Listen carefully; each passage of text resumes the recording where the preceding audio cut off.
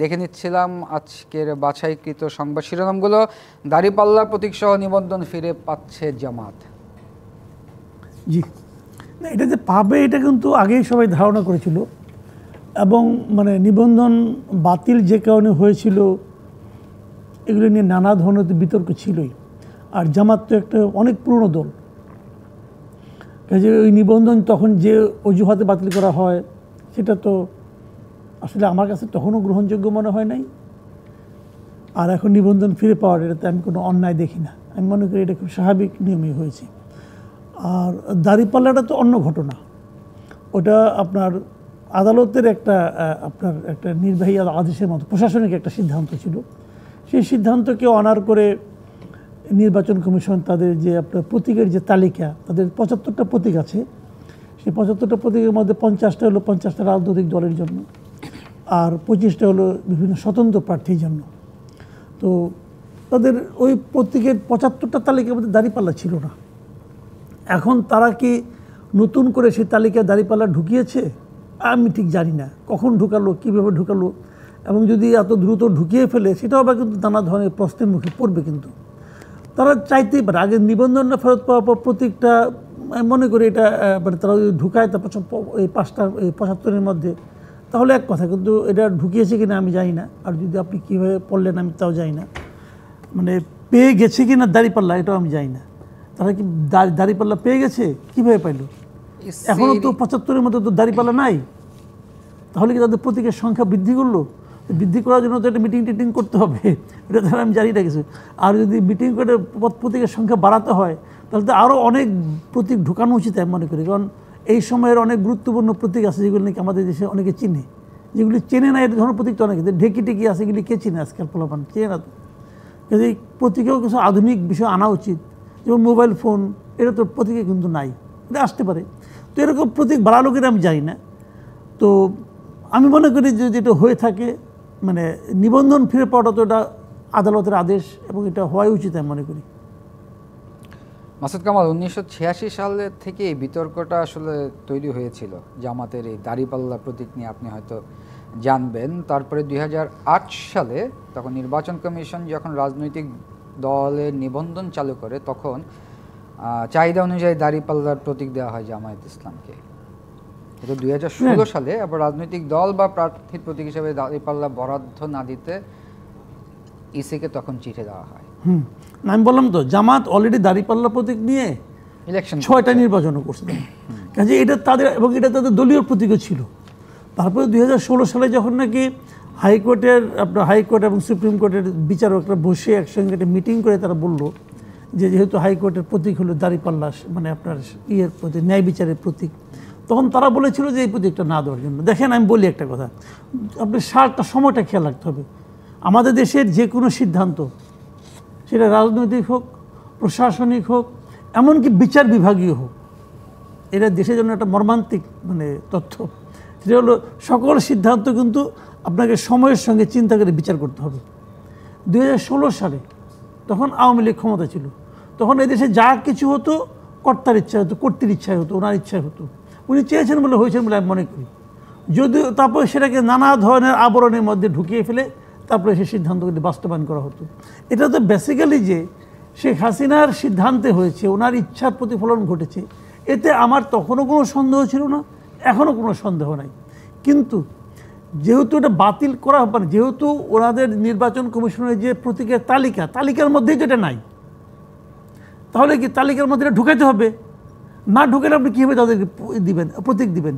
কাজে আমি এই লেটেস্ট ইনফরমেশনটা আমি জানি না কীভাবে দিচ্ছে। যদি প্রতীক দিয়ে থাকে তাহলে আমার কাছে একটু মানে অবাস্তব মনে হচ্ছে, এটা কীভাবে দিল? কারণ এখন তো তালিকায় ঢুকানো হয় নাই। তালিকায় ঢুকানো একটা কাজ, মানে তালিকাটাকে বড় করা একটা কাজ, আর প্রতীক বরাদ্দ হলো আরেকটা কাজ।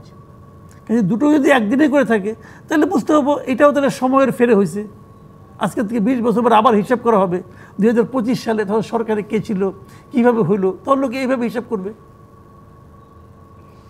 ডক্টর এম সিদ্দিকুর খান, যেমনটা মাসুদ কামাল বলছিলেন, কিছু প্রশ্ন তুললেন যে সময়ের ফেরে হলো, এটা আবার ২৫ বছর পরে কেউ না কেউ প্রশ্ন তুলতে পারে। আমার কথা হচ্ছে, সুপ্রিম কোর্টের মনোগ্রাম হচ্ছে দাঁড়িপাল্লা, এবং জামায়াতের ইসলামের প্রতীকী হচ্ছে দাঁড়িপাল্লা, যেটা নিয়ে আসলে 2016 সালে কোয়েশ্চেন করে এটাকে ইসিতে চিঠি দিয়ে বাদ দেওয়া হয়েছিল। ধন্যবাদ আপনাকে। মাসুদ কামাল ভাই আছেন, ওনাকে শুভেচ্ছা। দর্শক যারা দেখছেন, আসলে আজকের এটা অন্যতম আলোচিত বিষয়। আমাদের গত কয়েকদিনেই জামাতে ইসলামীর নিবন্ধন, তাদের প্রতীক, এটা আমাদের রাজনৈতিক অঙ্গনে একটা আলোচনার বিষয় হিসাবে আছে। আপনি যেমনটা বলছিলেন যে 2008 সালে যখন তারা নিবন্ধন পায়, 9 সালেই কিন্তু জামাতের নিবন্ধনের বিরুদ্ধে তরিকত ফেডারেশন একটা হাইকোর্টে একটা রিট পিটিশন করেছিল, এবং এর ধারাবাহিকতায় আমরা জানি যে 13 সালে এসে জামাতের নিবন্ধন বাতিল হলো। এবং একটু আগে উনি যেটা বলেছেন যে 16 সালে এই দাঁড়িপাল্লার প্রতীকের সিদ্ধান্ত, এবং 18 সালে ইসি এটা মানে নিষেধাজ্ঞাটা আরোপ করেছিল। তারপরে জামাত কিন্তু এই সিদ্ধান্তের বিরুদ্ধে উচ্চ আদালতেও গিয়েছিল, এবং 2023 সালে তাদের কার্যতালিকায় আপিল বিভাগে ছিল, কিন্তু তারা সেই সময় কোনো আইনজীবী না থাকাতে সেদিন সেই আলোচনায় আর হয়নি।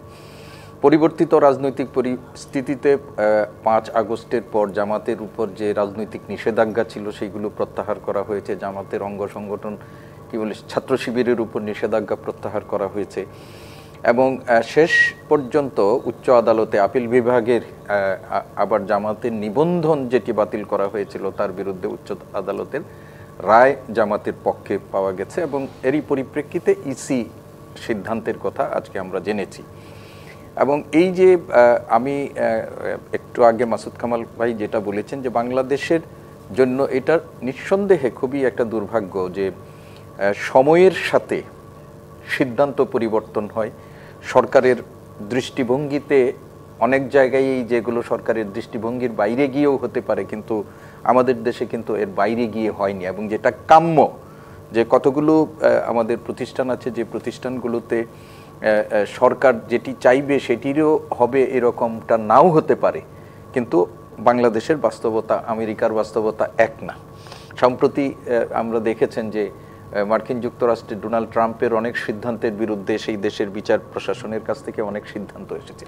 যাই হোক, জামাতের এই যে নিবন্ধন এবং তাদের যে প্রতীক, এখন প্রশ্ন হতে পারে যে এই প্রতীক যে সুপ্রিম কোর্টের প্রতীক, সেটা 2016 সালে কি আমাদের মনে হয়েছে? এর আগেও তো এটা ছিল, সেই সময় তো এই প্রশ্নটি আসে নাই। তার মানে হলো সেই সময় এটা বাতিল করতে হবে, সেই জন্য একটা ভালো জুৎসই যুক্তি যেটা দরকার সেই যুক্তিটাই সেই সময় প্রয়োগ করা হয়েছে।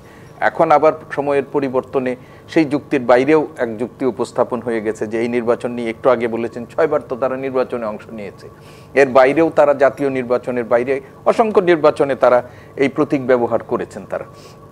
এখন বাংলাদেশে আজকে যেটি ইসি কর্তৃক সিদ্ধান্ত হলো, সেই সিদ্ধান্তের পরিপ্রেক্ষিতে একটু আগে মাসুদ কামাল ভাই যেটা বলেছেন যে প্রতীক সংক্রান্ত বিষয়টা নিয়ে আজকে বলছে যে আমরা দেখলাম যে খবরের ইয়াটা হচ্ছে যে প্রতীক সহই মানে ইসির নিবন্ধন ফিরে পাচ্ছে মানে জামাতে ইসলাম প্রতীক সহ, দাঁড়িপাল্লা প্রতীক সহ।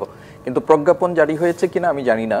আজকে ইয়াতে আলোচনা হয়েছে, ইসির বৈঠকে আলোচনা হয়েছে এবং তারা সেটা সিদ্ধান্ত নিয়েছেন।